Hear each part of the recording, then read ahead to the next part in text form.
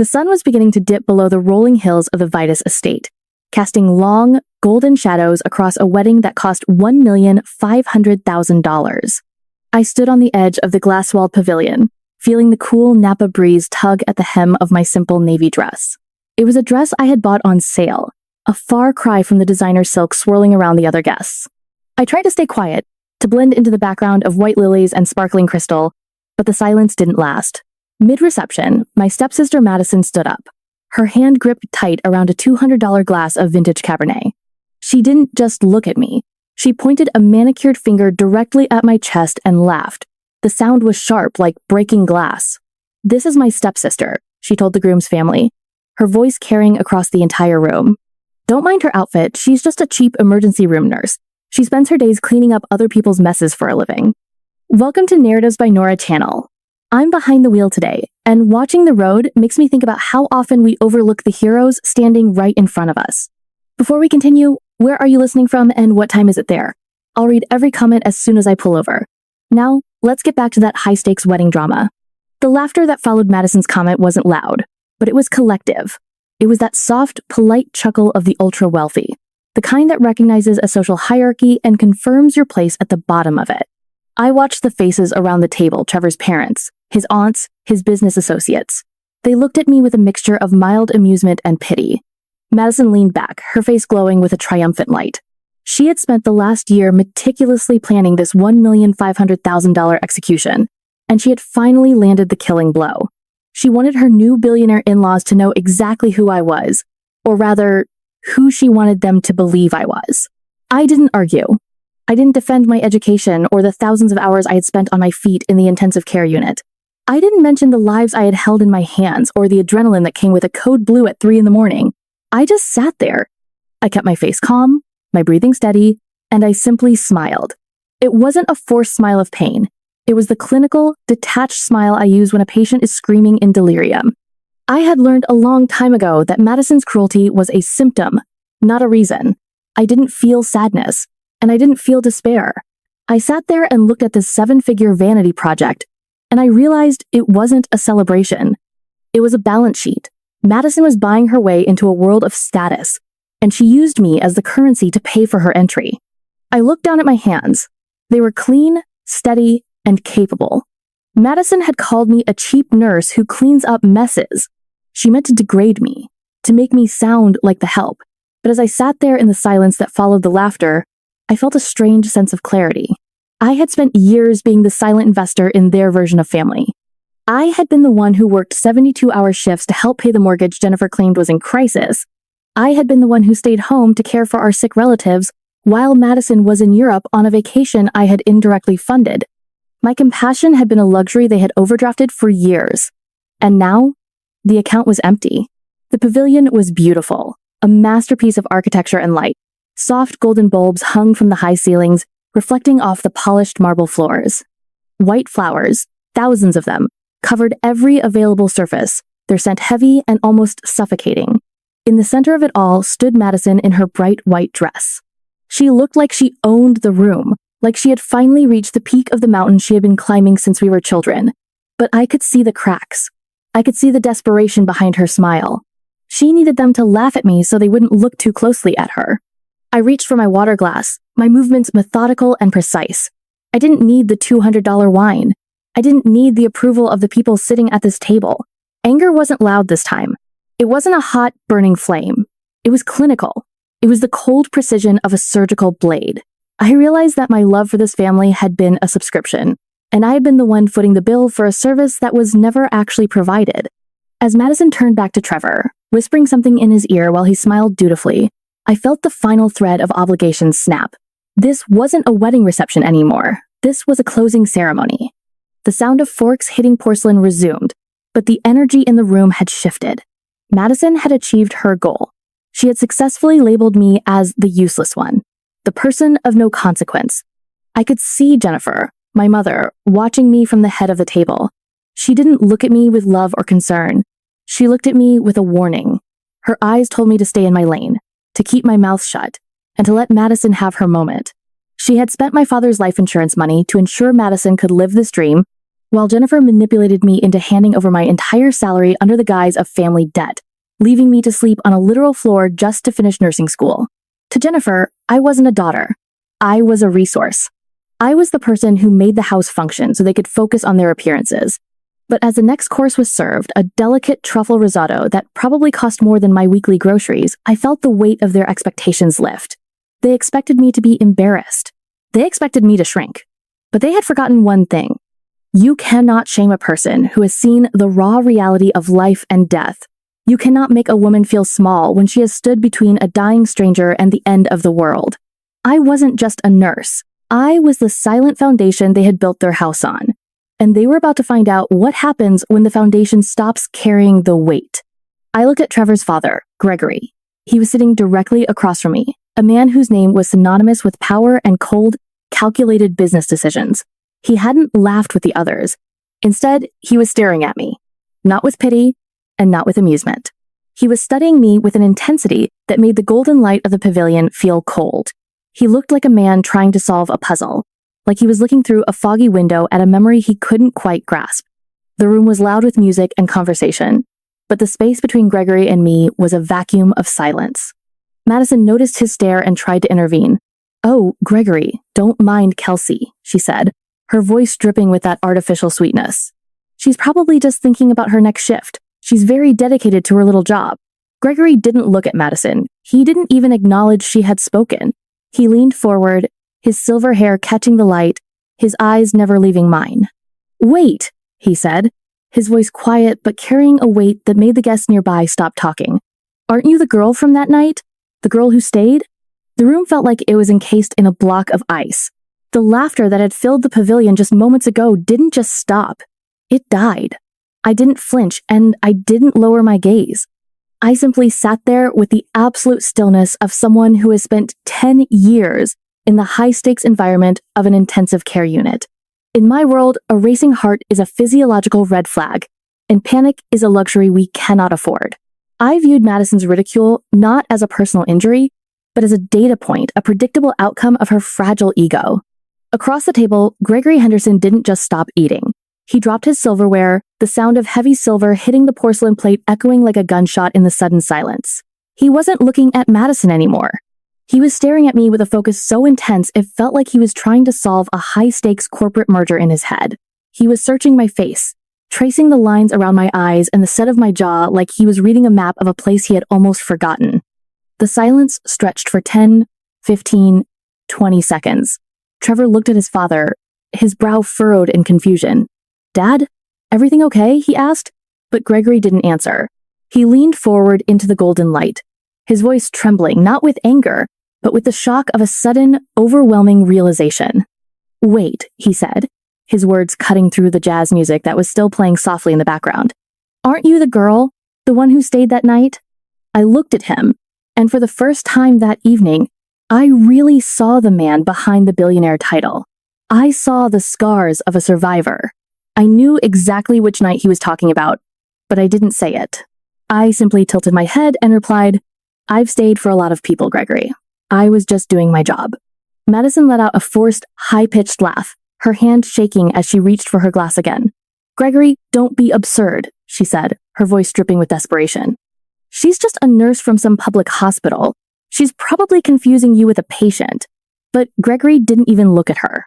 He stood up slowly, his eyes locked on mine, and for the first time in 34 years, I saw a person of power look at me with something more than pity.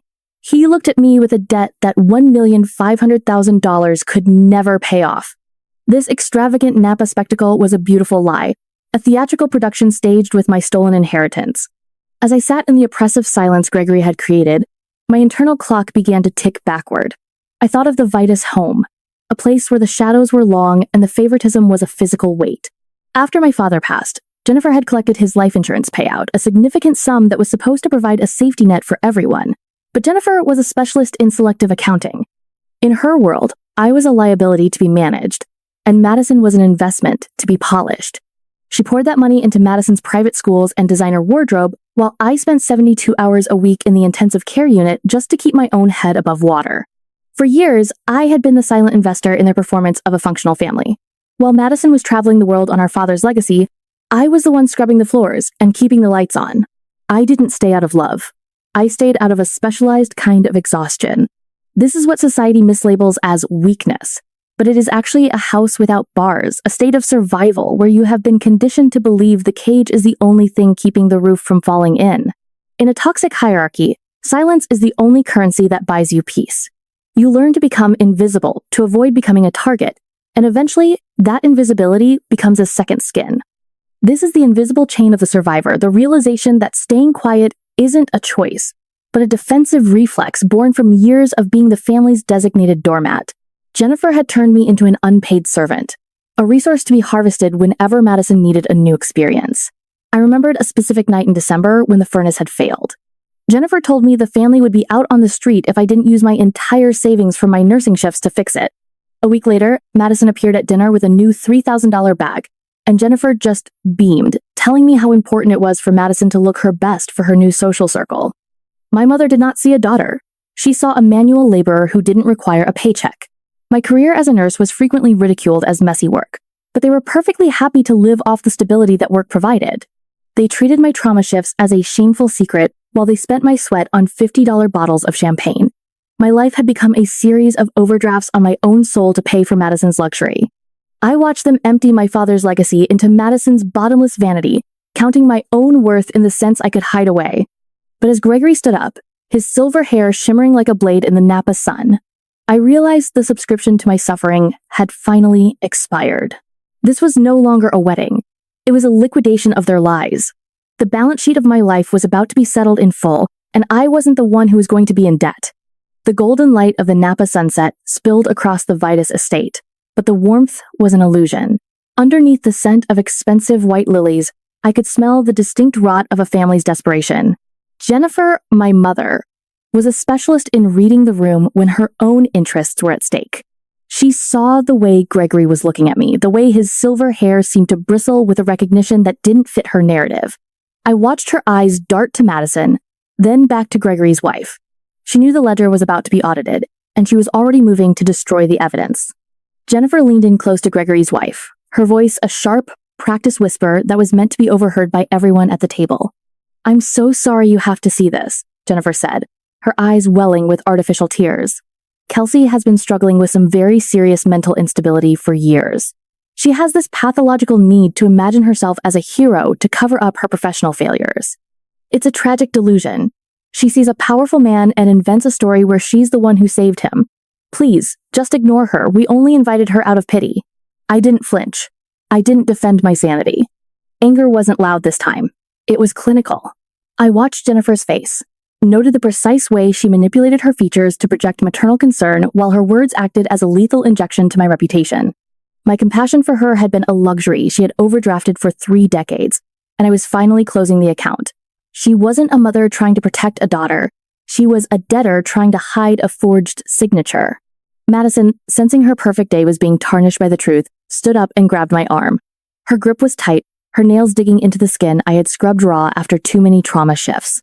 "You're making a scene, Kelsey," she hissed, her face contorting into a mask of pure elitism. "Look at you. You're an embarrassment to this family. You come here in your cheap sales rack dress and those disgusting, dirty nursing shoes. You don't belong in a $1,500,000 vineyard. You belong in a basement cleaning up blood." I looked down at my shoes, the sturdy, practical pair I wore during the citywide blackout 3 years ago. They were scuffed and dull compared to Madison's designer heels, but they were the only things in this pavilion that had actually carried weight. Those shoes had stood in 2 inches of floodwater while I manual pumped oxygen into a dying man's lungs. They had held firm when the hospital generators failed and the world went dark. To Madison, they were a social liability. To me, they were the equipment of a life she wasn't strong enough to live. The guests began to murmur, their gazes shifting from Gregory's intense stare to the toxic spectacle Madison and Jennifer were creating. The golden child was finally losing her shine, her voice rising to a shrill, frantic pitch that shattered the elegant jazz atmosphere. She didn't realize that by trying to push me out of the pavilion, she was only accelerating her own eviction from Gregory's respect. I didn't say a word. I simply watched the rot spread, waiting for the one man who actually knew the value of my messy work to finally speak. The golden hour was over, and the shadows were finally long enough to reveal exactly who had been standing in the dark. Gregory stood up abruptly. The legs of his chair let out a long, agonizing screech against the glass floor that cut through Madison's shrill accusations. He didn't look at Madison, and he didn't even acknowledge Jennifer's desperate attempts to label me as delusional. He looked at the entire room, his presence expanding until the $1,500,000 wedding seemed like a child's playhouse. His voice wasn't loud, but it was absolute, vibrating with a frequency that demanded total silence. He began to tell a story about a night 3 years ago, a night that saw a massive citywide blackout during the height of a historic atmospheric river storm. He described being a John Doe, pinned in a horrific car wreck, his body shattered and his identity erased by the chaos of the storm. He spoke about being rushed to a hospital where the generators had failed and the air was thick with the smell of damp concrete and fear. The doctors had been ordered to evacuate the lower floors, and for all intents and purposes, he was a dead man waiting for his heart to stop. The trauma wing was being cleared due to structural damage, but moving me in that state would have been a death sentence. While the medical team was forced to retreat to the bunkers, one woman refused to let me die alone in the dark. He described the feel of her hands, steady and callous from work, and the sound of her voice in the pitch black, telling him to keep breathing. He told the room about the 6 hours she spent on her knees on a cold floor, manually pumping oxygen into his failing lungs with a rubber bag because the machines had died. For 6 hours, she was the only thing standing between him and the end of his world. Gregory's eyes were fixed on mine now, and I saw the silent regret of a watchman who had finally found what he was looking for. For 3 years, every breath he took felt like it was on loan, a debt he carried in his chest that no amount of money could ever settle. He had spent those years realizing that his billionaire status and his high-stakes mergers were hollow illusions compared to the reality of those 6 hours in the dark. It took me 2 years of grueling physical therapy just to walk again, and as soon as I had my strength back, I dedicated every resource I had to finding her.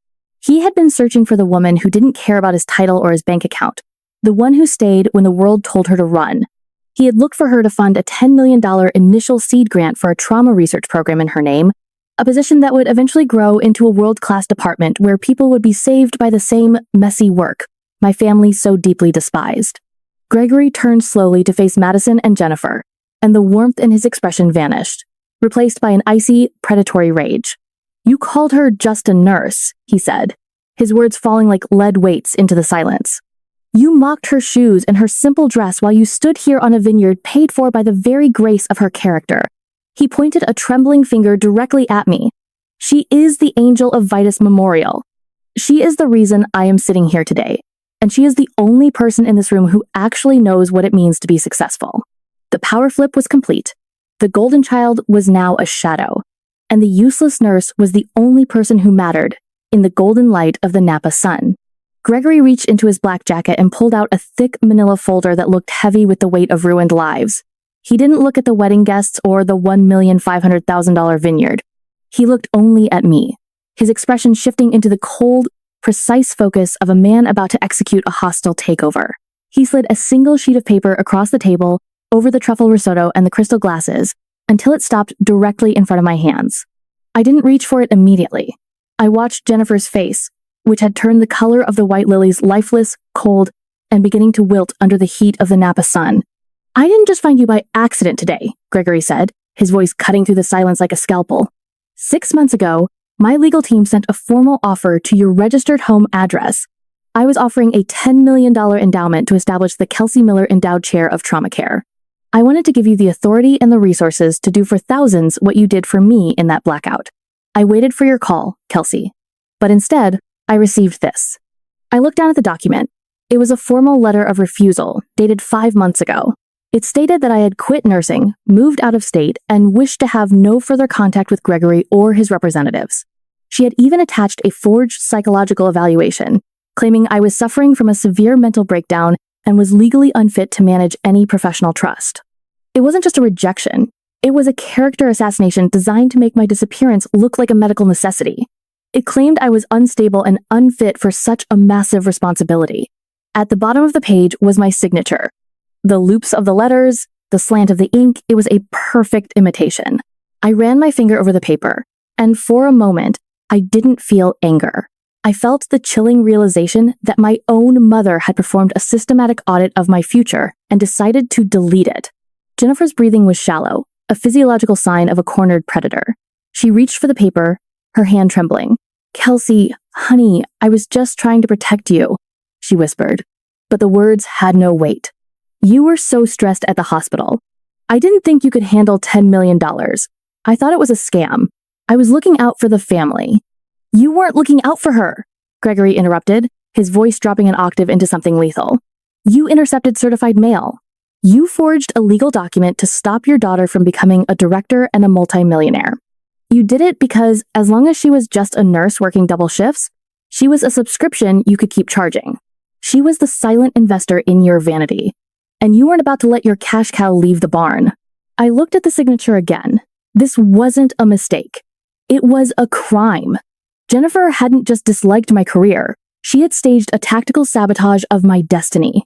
My mother had stolen a $10 million career opportunity to keep me small enough to be useful. Anger wasn't loud. It was a balance sheet that had finally been audited. I stood up, the chair making a sharp, final sound against the glass floor. The golden child's wedding was a hollow shell, and the woman who raised me was nothing more than a thief who had finally run out of time. Gregory stood and addressed the room, his voice a gavel coming down on the end of a long, dark era. "This wedding cost $1,500,000, he said, his gaze sweeping over the crystal and the silent guests. "Every cent of that funding is withdrawn, effective immediately. I have already issued a stop payment on all pending checks to this estate. Madison, you and your mother will be personally liable for every vendor bill left on the table. And Jennifer, you can expect a lawsuit for the reimbursement of every dollar I spent under the fraudulent pretense of this family's honor." He looked at Trevor, his son, with a look of profound disappointment. "Trevor, if you choose to align yourself with a woman who builds her status on mocking the people who save lives, you will find yourself without the support of this family." The $1,500,000 vineyard was no longer a celebration. It was a crime scene of the soul. Trevor looked at the woman he had just sworn to cherish, his hands slipping away from hers as the weight of the lies collapsed the room. Madison stood frozen, her white designer dress catching on a rosebush as she began to sob, the golden child narrative dissolving into a frantic, ugly realization that her perfect life was a hollow shell. I turned to Jennifer, the woman who had forged my signature and stolen a $10 million career opportunity just to keep me small enough to be useful. "You said I was too dramatic for a classy event," I said, my voice echoing the clinical calm of the intensive care unit. "I think I will leave before the police arrive to discuss the intercepted mail and the forged refusal." Jennifer reached for my hand, crying about misunderstandings and family bonds, but I simply stepped back. I realized then that my mother wasn't a guardian. She was a debtor who had finally been audited.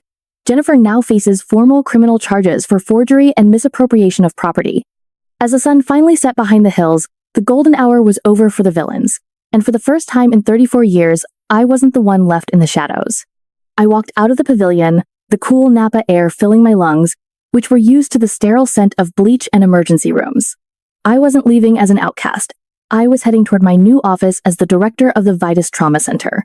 Justice wasn't just Gregory's $10 million endowment. It was the weight of the truth finally becoming heavier than the lies. I had found the courage to stop being the invisible foundation for a house built on cruelty. I have come to realize that we often live in a world obsessed with the aura of job titles. We call nurses just a nurse until they are the only thing standing between us and the end of our world. If you find yourself in a similar situation, always on the edge, always the invisible worker in someone else's highlight reel, remember this. Your worth is not a subscription that others get to charge. It is an inherent dignity that no one can steal, not even the people who raised you. Sometimes, the bravest thing you can do is stop asking for permission to be seen and start granting it to yourself.